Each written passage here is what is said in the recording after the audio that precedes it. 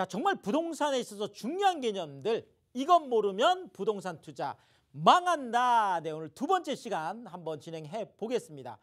자, 우리가 부동산에서 꼭 알아야 될 그런 효과, 이펙트 이런 것들이 있다면 앵커 효과라는 것이 부동산 투자에서 굉장히 중요한데요. 자, 앵커는 보통 우리가 닻을 내린다 이렇게 할 때 그런 개념으로 쓰이고 있는데, 자, 이렇게 하면 조금 개념적으로 조금 어려운 것 같아서 제가 차라리 그냥 기준이다 이렇게 말씀을 드리고 싶어요. 자, 그러니까 누가 기준 이렇게 잡아주는 거죠. 자, 부동산 가격이라는 거는 누가 정해주는 게 아니에요. 시장 안에서 시장의 참여자들, 매도자와 매수자들의 협상력의 크기에 의해서 보통 가격이 결정이 되는데, 이 가격 결정이 보통은 지역마다 좀 달라진다라는데, 그 지역적으로 뭔가 기준 역할을 하는 이런 친구들을 우리가 앵커다, 앵커 역할을 한다.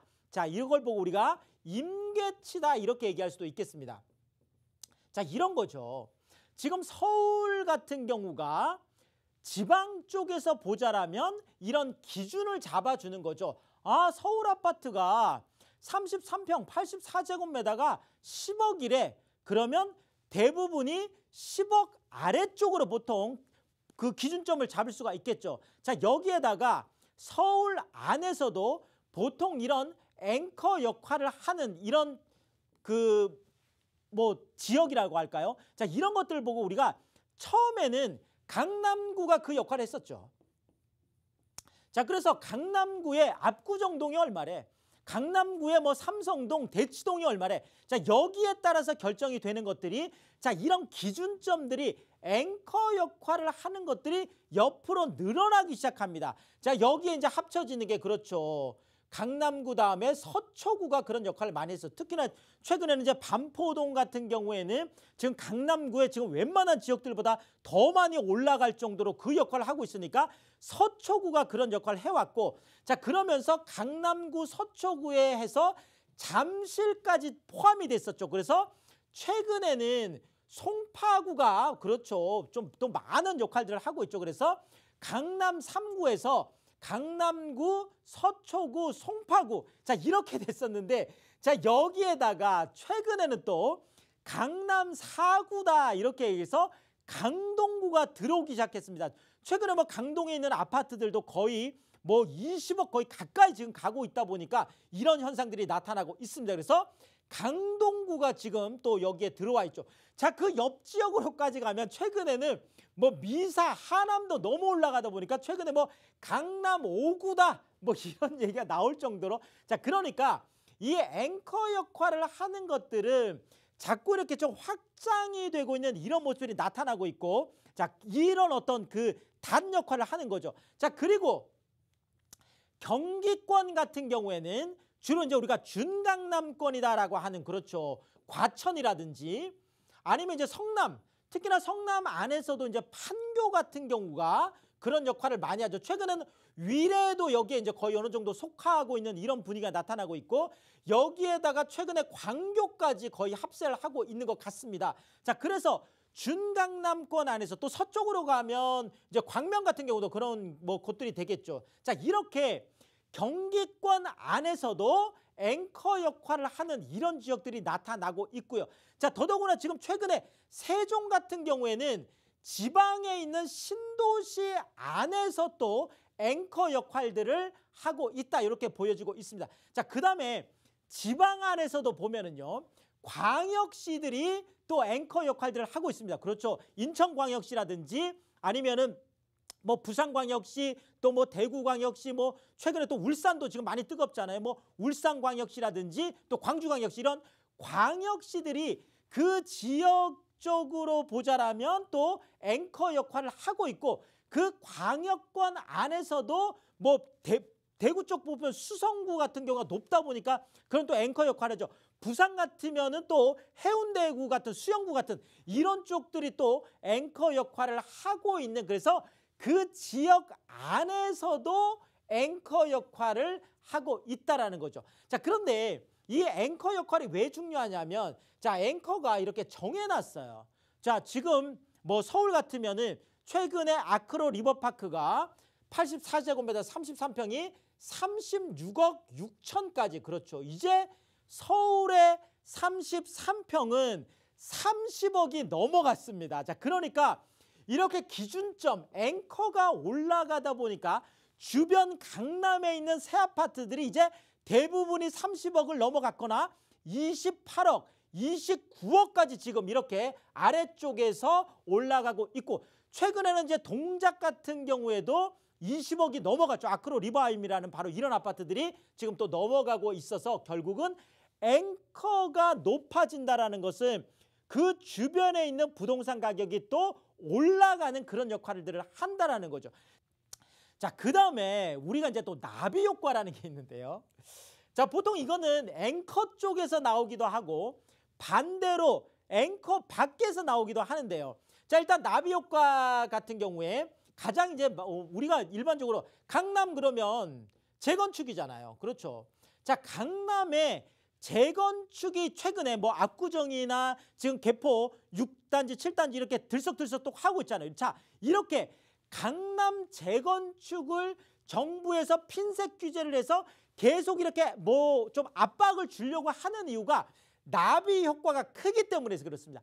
만약에 강남 재건축이 들썩들썩해서 강남 재건축이 급격하게 오르기 시작했다라고 하면 주변에 있는 부동산들이 강남 재건축이 움직이네 이렇게 보고 있다가 말 그대로 나비 뭐 강남 재건축 그 안에 뭐 몇 개 단지잖아요.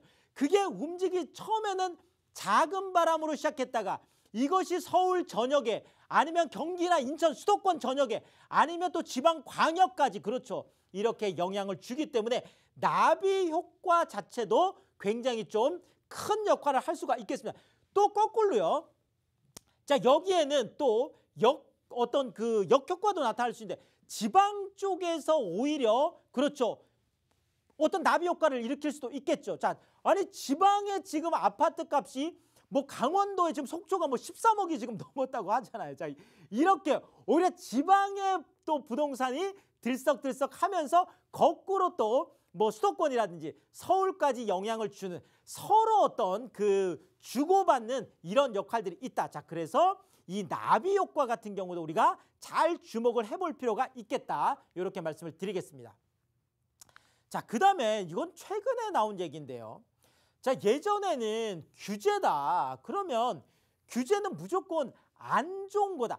규제를 받았다 그러면 무조건 거기는 부동산 가격이 떨어진다. 이런 어떤 논리가 있었습니다. 근데 최근에는 규제 프리미엄이라는 것이 생겼습니다. 오히려 규제를 받는다 그러면 그쪽 지역이 지금 더 올라가는, 자, 올해 같은 경우에도 그렇죠. 규제를 받지 않는 지역보다 오히려 규제를 한 지역들이 더 많이 올라갔더라. 자, 서울 같은 경우가 그렇잖아요. 자, 지금 서울은 조정 대상 지역에다가 또 대부분의 투기 과열 지구에다가 또 많은 지금 구들이 투기 지역으로까지 3종 세트로 묶여 있습니다. 자, 그럼에도 불구하고 조정 대상 지역, 투기 과열 지구, 투기 지역이 되고 나서도 지금 엄청나게 지금 올라가는 모습들이 지금 나타나고 있잖아요. 자, 그게 왜 그러냐면 지금의 이 규제라는 것은 수요와 연결이 되어 있습니다. 자, 찾는 사람들이 많은 걸 보고 우리가 수요다 이렇게 이해를 하는데요. 자, 수요가 많으면 규제를 하게 되죠. 살 사람들이 많으면 규제를 하게 되는데요. 자, 예를 들어서 만약에 자, 내가 그 부동산을 공급을 하는데 뭐 2만 가구를 공급을 했어요. 자, 2만 가구를 공급하는데 사겠다는 사람이 2명밖에 안 왔어요. 자, 이런 거는 규제를 할 필요가 없는 거죠. 뭐 집이 2만 가구나 되는데 사람이 2명밖에 안 왔으면. 자, 그런데 거꾸로 자, 집은 2가구밖에 안 되는데 이것을 사겠다는 사람이 무려 4만 명이 몰려들었습니다. 네. 뭐 그 성동구에서 실제로 있었던 일이잖아요. 자, 2가구 모집하는데 4만 7천 명 정도가 네, 이제 그 들어왔던 바로 이런 뭐 상황들. 자, 그러니까 규제를 한다는 것은 결국 이것을 보고 우리가 뭐 낙인 효과다 이런 얘기를 합니다. 아, 내가 낙인을 찍었지만 거꾸로 사람들이 생각을 해보면 아, 거기는 인기 지역이래. 조정 대상 지역이라는 곳은 수요가 굉장히 넘쳐나는 지역이래. 더더구나 투기 과열지구 같은 경우는 정말 수요가 더 넘쳐나는 지역이래. 이런 것들이 사람들이 알기 시작했다라는 거죠. 투자자들이. 자, 그래서 오히려 최근에는 규제 지역으로 묶이고 나서 처음에는 좀 조정을 받지만 실질적으로 시간이 지나면 지날수록 오히려 훨씬 더 많이 올라가는 현상들이 나타나면서 규제 프리미엄이다, 낙인 효과다, 이런 것들이 지금 부동산에서 지금 나타나고 있어서 결국은 제가 늘 말씀드리는 게 부동산 우리가 투자를 할 때는 규제를 보고 가지 말고 그 지역에 있는 개발 호재를 보고 가라. 자, 호재, 규제를 이기는 호재, 이런 것들이 있다라면 규제가 있어도 올라갈 가능성이 크다라는 거죠. 이런 부분들을 좀 말씀드리고 싶습니다. 자, 그 다음에 이 반사이익이라는 게 있는데요. 자, 최근 부동산 시장에서 뭐 이걸 뭐 게릴라식이다. 네. 야, 아니면 뭐 두더지 잡기다. 뭐 이런 얘기도 많이 하죠. 자, 왜냐하면 자, 이런 거죠. 자, 서울을 눌렀어요. 자, 서울을 눌렀어요. 자, 그러면 바로 그 옆에 있는 경기도 지역으로 투자자들이 몰려가는 거죠. 자, 그러면 서울을 눌렀기 때문에 서울 쪽에 투자할 수 없는 분들이 또 경기권으로 가면서 반사 이익을 보게 되는 거죠. 그쪽 지역들이. 자, 경기권을 눌렀어요. 자, 그러면 또 이것이 지방 광역권으로 쭉 내려가면서 또 이렇게 되는. 자, 그래서 최근에는 또 반사 이익을 보는 것들이 굉장히 많이 나타나고 있습니다. 그래서 반사 이익까지 좀 고려를 해야 될 것 같고요. 더더구나 지금 이 반사 이익들이 지금 나타나는 곳들이 또다시 또 규제가 또 이렇게 또 오게 되죠. 자, 그러면 또 그 옆이 또 올라가고, 자, 그랬다가 또다시 눌렀던 것들이 아까 말씀드렸던 규제 프리미엄에 의해서 눌렀던 것들이 또 올라가게 되니까 그 옆에 것들은 또 상대적으로 봤을 때 아니, 그러다 보면 여기가 더 좀 싼 거 아니야? 자, 이게 최근에 나타나고 있는 뭐 서울 쪽에 오히려 역풍선 효과다. 자, 이런 거죠. 최근에 지방들을 또 규제를 하다 보니까 지방 쪽 같은 규제라면 서울이 반사 이익을 보는 거죠. 자, 서울도 규제를 받고 지방도 규제를 받는다면 이왕 규제를 받을 거 그러면 난 차라리 서울 쪽에 투자를 하겠네. 자, 이렇게 자, 반사 이익은 어느 쪽이 이익을 볼지 모르는 왔다 갔다 하는 이런 모습들로 나타날 수 있다. 이렇게 말씀을 드리겠습니다. 자, 그 다음에 마지막으로 밴드웨건 이펙트라는 게 있습니다. 자, 예전에 미국에서 서부 이제 개척시대 때요. 자, 서부 쪽으로 금광을 캐러 갈 때 제일 앞에 섰던 마차가 밴드, 그러니까 악단을 실은 나팔 불고 이렇게 하는, 그렇죠. 자, 그래서 밴드웨건 이펙트라는 것은 말 그대로 사람들이 그 대세를 따라간다라는 거죠. 결국 부동산도 심리다 보니까 이 심리를 따라가는 우리가 이제 그 뭐 트렌드라고 하면 좋겠네요.